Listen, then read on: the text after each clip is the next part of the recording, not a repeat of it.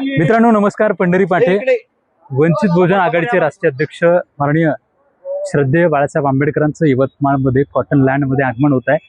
आपण पाहू शकतो या ठिकाणी वंचित बहुजन आघाडी या पक्षाचे सर्व कार्यकर्ते, सोबतच भारतीय बौद्ध महासभा असेल, समता सैनिक दल असेल, या सर्व विंगचे सर्व कार्यकर्ते प्रकाश आंबेडकरांच्या स्वागतासाठी या ठिकाणी प्रत्यक्ष उभे आहेत.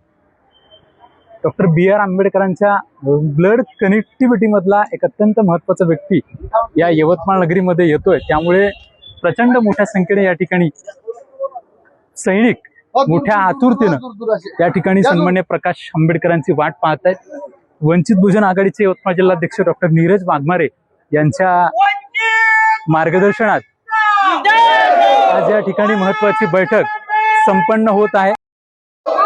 वंचित बहुजन आघाडीचे राष्ट्रीय अध्यक्ष माननीय प्रकाश आंबेडकर यांचं यवतमाळ नगरीमध्ये आगमन झालेलं आहे. आपण पाहू शकतो या ठिकाणी प्रकाश आंबेडकरांचं या मातीमध्ये कॉटन लँड मध्ये स्वागत करण्यासाठी वंचित बहुजनचे कार्यकर्ते, प्रामुख्याने भारतीय बौद्ध महासभेचे कार्यकर्ते